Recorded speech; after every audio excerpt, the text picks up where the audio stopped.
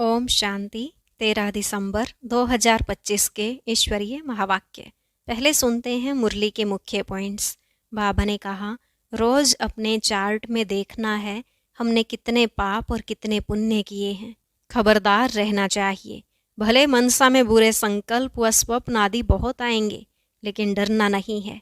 तुम याद करते करते जब आयरन एज से सिल्वर एज तक पहुंच जाएंगे तो सभी कर्मेंद्रियां वश हो जाएंगी, फिर कोई तूफान नहीं आएंगे। फिर बाबा ने कहा, मेरा बनकर ऐसा कोई काम नहीं करो जो घाटा पड़ जाए और बाप की ग्लानि हो। तुम्हें परहेज बहुत रखनी है। याद में रहेंगे, स्वदर्शन चक्रधारी बनेंगे तो कहाँ भी रहते तुम ऊंच पद पा लेंगे, लेकिन इसके लिए इंडिविजुअल मेहनत करनी है। लास्ट में बाबा ने कहा, तुम्हारा यह शरीर तो पुराना जड़जड़ीभूत है, इसमें ममत्व नहीं रखना, परंतु ऐसे भी नहीं कि शरीर की संभाल नहीं करनी। बस अंदर में समझना है यह पुरानी खाल है, अब इसे छोड़ना है। अब सुनते हैं महावाक्यों को विस्तार से। मीठे बच्चे, तुम्हारी यह ईश्वरीय मिशन है। तुम सबको ईश्वर का बनाकर उन्हें बेहद का वर्षा दिलाते हो। प्रश्न, कर्मेंद्रियों की चंचलता समाप्त कब होगी? उत्तर, जब तुम्हारी स्थिति सिल्वर एज तक पहुंचेगी, अर्थात जब आत्मा त्रेता की सतो स्टेज तक पहुंच जाएगी तो कर्मेंद्रियों की चंचलता बंद हो जाएगी। अभी तुम्हारी रिटर्न जर्नी है, इसलिए कर्मेंद्रियों को वश में रखना है। कोई भी छिपाकर ऐसा कर्म नहीं करना जो आत्मा पतित बन जाए। अविनाशी सर्जन तुम्हें जो परहेज बता रहे हैं उस पर चलते रहो। गीत, मुखड़ा देख ले प्राणी जरा दर्पण में। ओम शांति। रूहानी बच्चों प्रति रूहानी बाप समझा रहे हैं। न सिर्फ तुम बच्चों को, जो भी रूहानी बच्चे प्रजापिता ब्रह्मा मुख वंशावली हैं वह जानते हैं। हम ब्राह्मणों को ही बाप समझाते हैं।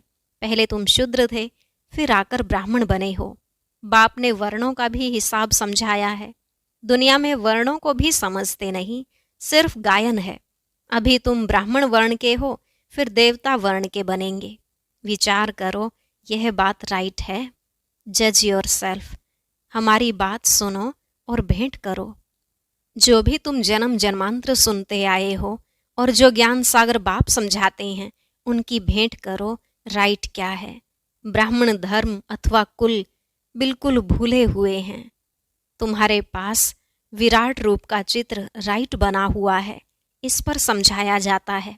भक्ति मार्ग के चित्रों को आंखों से देखते भी हैं, परंतु समझते नहीं।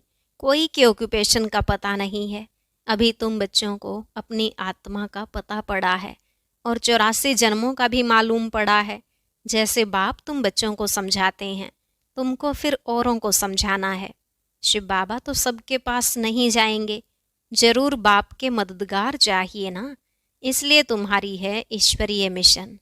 तुम सबको ईश्वर का बनाते हो, समझाते हो। वह हम आत्माओं का बेहद का बाप है, उनसे बेहद का वर्षा मिलेगा। जैसे लौकिक बाप को याद किया जाता है, उनसे भी जास्ती पारलौकिक बाप को याद करना पड़े। लौकिक बाप तो अल्पकाल के लिए सुख देते हैं, बेहद का बाप बेहद का सुख देते हैं। यह अभी आत्माओं को ज्ञान मिलता है। अभी तुम जानते हो 3 बाप हैं, लौकिक, पारलौकिक और अलौकिक। बेहद का बाप अलौकिक बाप द्वारा तुमको समझा रहे हैं। इस बाप को कोई भी जानते नहीं। ब्रह्मा की बायोग्राफी का किसको पता नहीं है? उनका ऑक्यूपेशन भी जानना चाहिए ना। शिव की, श्री कृष्ण की महिमा गाते हैं, बाकी ब्रह्मा की महिमा कहाँ? निराकार बाप को जरूर मुख तो चाहिए ना, जिससे अमृत दे। बाप को कभी यथार्थ रीति याद नहीं करते। अभी तुम जानते हो, समझते हो। शिव बाबा का रथ यह है। रथ को भी श्रृंगार करते हैं ना, जैसे मोहम्मद के घोड़े को भी सजाते हैं। तुम बच्चे कितना अच्छी रीति मनुष्यों को समझाते हो। तुम सभी की बड़ाई करते हो, बोलते हो तुम यह देवता थे, फिर 84 जन्म भोग तमो प्रधान बने हो, अब फिर सतो प्रधान बनना है तो उसके लिए योग चाहिए। परंतु बड़ा मुश्किल कोई समझते हैं। समझ जाएं तो खुशी का पारा चढ़े। समझाने वाले का तो और ही पारा चढ़ जाए। बेहद के बाप का परिचय देना कोई कम बात है क्या?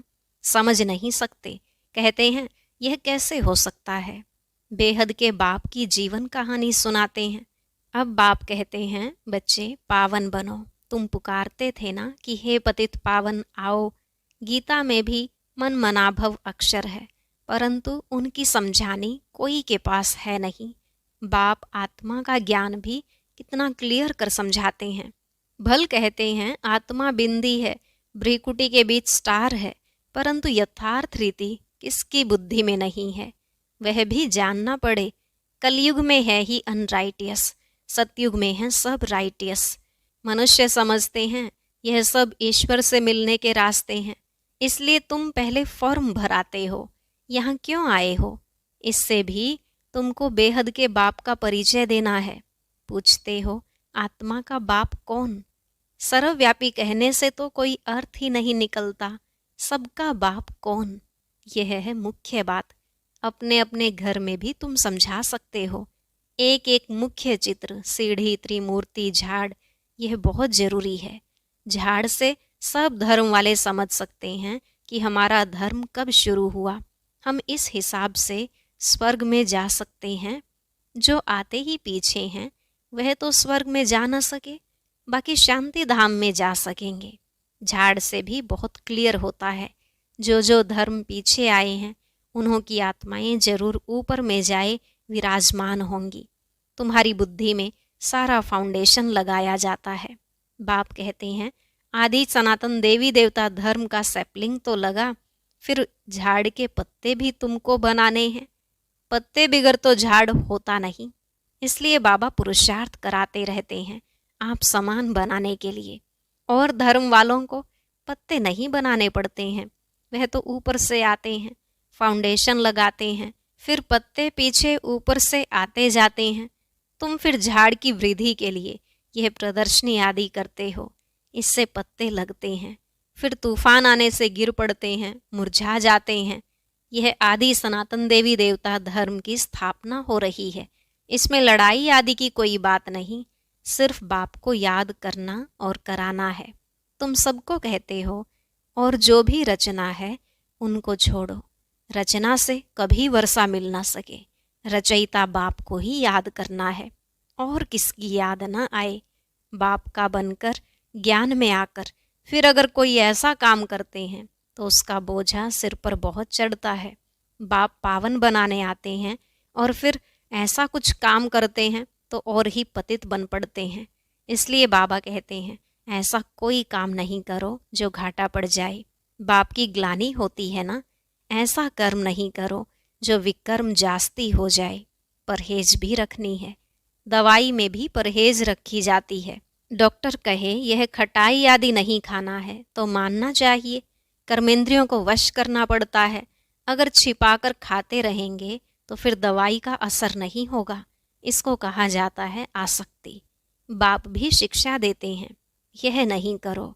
सर्जन है ना, लिखते हैं बाबा मन में संकल्प बहुत आते हैं, खबरदार रहना है। गंदे स्वपन, मनसा में संकल्प आदि बहुत आएंगे, इनसे डरना नहीं है। सतयुग त्रेता में यह बातें होती नहीं।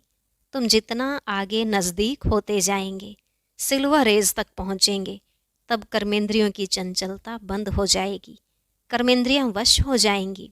सतयुग त्रेता में वश थी ना, जब उस त्रेता की अवस्था तक आओ तब वश होंगी। फिर सतयुग की अवस्था में आएंगे तो सतो प्रधान बन जाएंगे, फिर सब कर्मेंद्रियां पूरी वश हो जाएंगी। कर्मेंद्रियां वश थी ना, नई बात थोड़े ही है। आज कर्मेंद्रियों के वश हैं, कल फिर पुरुषार्थ कर कर्मेंद्रियों को वश कर लेते हैं। वह तो 84 जन्मों में उतरते आए हैं। अभी रिटर्न जर्नी है। सबको सतो प्रधान अवस्था में जाना है। अपना चार्ट देखना है, हमने कितने पाप कितने पुण्य किए हैं। बाप को याद करते करते आयरन एज से सिल्वर एज तक पहुंच जाएंगे तो कर्मेंद्रियां वश हो जाएंगी। फिर तुमको महसूस होगा अभी कोई तूफान नहीं आते हैं। वह भी अवस्था आएगी, फिर गोल्डन एज में चले जाएंगे। मेहनत कर पावन बनने से खुशी का पारा भी चढ़ेगा। जो भी आते हैं उनको समझाना है कैसे तुमने 84 जन्म लिए हैं। जिसने 84 जन्म लिए हैं वही समझेंगे, कहेंगे अब बाप को याद कर मालिक बनना है। 84 जन्म नहीं समझते हो तो शायद राजाई के मालिक नहीं बने होंगे। हम तो हिम्मत दिलाते हैं, अच्छी बात सुनाते हैं, तुम नीचे गिर पड़ते हो। जिसने 84 जन्म लिए होंगे उनको झट स्मृति आएगी। बाप कहते हैं तुम शांति धाम में पवित्र तो थे ना, अब फिर तुमको शांति धाम सुख धाम में जाने का रास्ता बताते हैं, और कोई भी रास्ता बता ना सके। शांति धाम में भी पावन आत्माएं ही जा सकेंगी। जितना खाद निकलती जाएगी उतना ऊंच पद मिलेगा। जो जितना पुरुषार्थ करे, हर एक के पुरुषार्थ को तो तुम देख रहे हो। बाबा भी बहुत अच्छी मदद करता है। यह तो जैसे पुराना बच्चा है, हर एक की नब्ज को समझते हो ना। सयाने जो होंगे वह झट समझ जाएंगे बेहद का बाप है, उनसे जरूर स्वर्ग का वर्षा मिलना चाहिए। मिला था, अब नहीं है, फिर मिल रहा है। एम ऑब्जेक्ट सामने खड़ा है। बाप ने जब स्वर्ग की स्थापना की थी तुम स्वर्ग के मालिक थे, फिर 84 जन्म ले नीचे उतरते आए हो। अभी है यह तुम्हारा अंतिम जन्म। हिस्ट्री रिपीट तो जरूर करेगी ना। तुम सारा 84 का हिसाब बताते हो। जितना समझेंगे उतना पत्ते बनते जाएंगे। तुम भी बहुतों को आप समान बनाते हो ना। तुम कहेंगे हम आए हैं सारे विश्व को माया की जंजीरों से छुड़ाने। बाप कहते हैं मैं सबको रावण से छुड़ाने आता हूँ। तुम बच्चे भी समझते हो बाप ज्ञान का सागर है। तुम भी ज्ञान प्राप्त कर मास्टर ज्ञान सागर बनते हो ना। ज्ञान अलग है, भक्ति अलग है।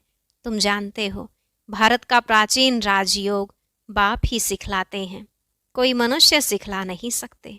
परंतु यह बात सबको कैसे बताएं। यहाँ तो असुरों के विघ्न भी बहुत पड़ते हैं। आगे तो समझते थे शायद कोई किचड़ा डालते हैं, अभी समझते हो यह विघ्न कैसे डालते हैं। नथिंग न्यू, कल्प पहले भी यह हुआ था। तुम्हारी बुद्धि में सारा चक्र फिरता रहता है। बाबा हमको सृष्टि के आदि मध्य अंत का राज समझा रहे हैं। बाबा हमको लाइट हाउस का भी टाइटल देते हैं। एक आंख में मुक्ति धाम, दूसरी आंख में जीवन मुक्ति धाम। तुमको शांति धाम में जाकर फिर सुख धाम में आना है। यह है ही दुख धाम।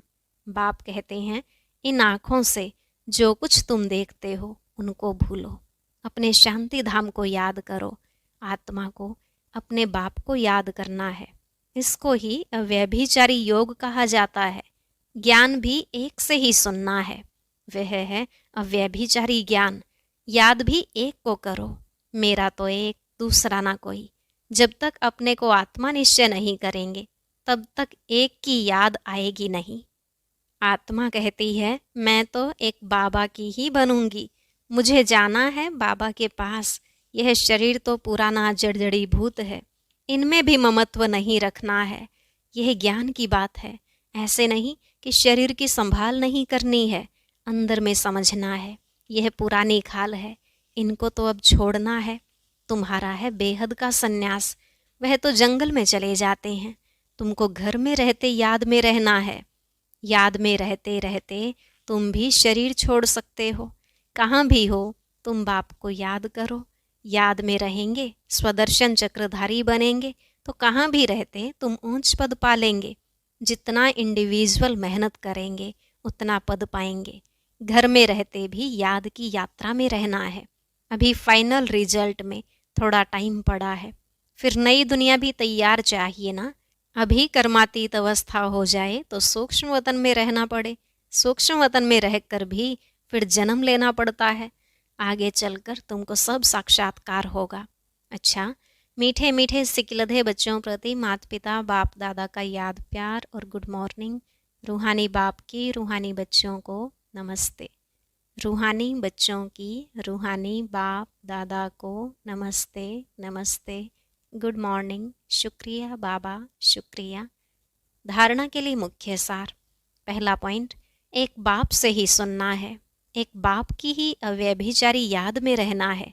इस शरीर की संभाल रखनी है लेकिन ममत्व नहीं रखना है। दूसरा, बाप ने जो परहेज बताई है उसे पूरा पालन करना है। कोई भी ऐसा कर्म नहीं करना है जो बाप की ग्लानि हो, पाप का खाता बने। अपने को घाटे में नहीं डालना है। आज का वरदान, 3 सेवाओं के बैलेंस द्वारा सर्व गुणों की अनुभूति करने वाले गुणमूर्त भव। 3 सेवाओं के बैलेंस द्वारा सर्व गुणों की अनुभूति करने वाले गुणमूर्त भव। बाबा ने कहा, जो बच्चे संकल्प, बोल और हर कर्म द्वारा सेवा पर तत्पर रहते हैं, वही सफलता मूर्त बनते हैं। तीनों में मार्क्स समान है। सारे दिन में तीनों सेवाओं का बैलेंस है तो पास विद ऑनर व गुण मूर्त बन जाते हैं। उनके द्वारा सर्व दिव्य गुणों का श्रृंगार स्पष्ट दिखाई देता है। एक दूसरे को बाप के गुणों का व स्वयं की धारणा के गुणों का सहयोग देना ही गुणमूर्त बनना है, क्योंकि गुणदान सबसे बड़ा दान है। स्लोगन, निश्चय रूपी फाउंडेशन पक्का है तो श्रेष्ठ जीवन का अनुभव स्वतः होता है। निश्चय रूपी फाउंडेशन पक्का है तो श्रेष्ठ जीवन का अनुभव स्वतः होता है। अव्यक्त इशारे, अब संपन्न व कर्मातीत बनने की धुन लगाओ। पिछले कर्मों के हिसाब किताब के फलस्वरूप तन का रोग हो, मन के संस्कार अन्य आत्माओं के संस्कारों से टक्कर भी खाते हों, लेकिन कर्मातीत, कर्म भोग के वश न होकर मालिक बन हिसाब चुकतू करावे। कर्म योगी बन कर्म भोग चुकतू करना, यह है कर्मातीत स्थिति की निशानी। प्रैक्टिस करो। अभी अभी कर्म योगी, अभी अभी कर्मातीत स्टेज। ओम शांति। मेरे प्यारे प्यारे बच्चों, मैं हमेशा आपको हर क्षण अपनी नजरों के पास रखता हूँ। जो मुझे याद रखते हैं या योग करते हैं, मैं उनको हर क्षण सेफ रखने में कोई भी प्रयास नहीं छोड़ता, क्योंकि तुम मुझे अपना सब कुछ समर्पण कर दोगे तो उसे संभालने की मेरी जिम्मेदारी हो जाएगी ना। इसीलिए आप बिल्कुल चिंता ना करें, मैं तुम्हारी चिंता में सदैव बैठा हूँ। मीठे बच्चे, आप हमेशा खुश रहे, आनंदित रहे, प्रफुल्लित रहे और याद में आप तक नहीं आएगी। मेरे मीठे मीठे बच्चों, और मेरी चैनल को सब्सक्राइब कर ले मेरे प्यारे बच्चे, और लाइक कमेंट कर दे ताकि मैं आपको इसी तरह अच्छी ज्ञान की बैटन बताता रहूं और आपके ऊपर हमेशा मेरी वर्षा बनी रहे। ओम शांति।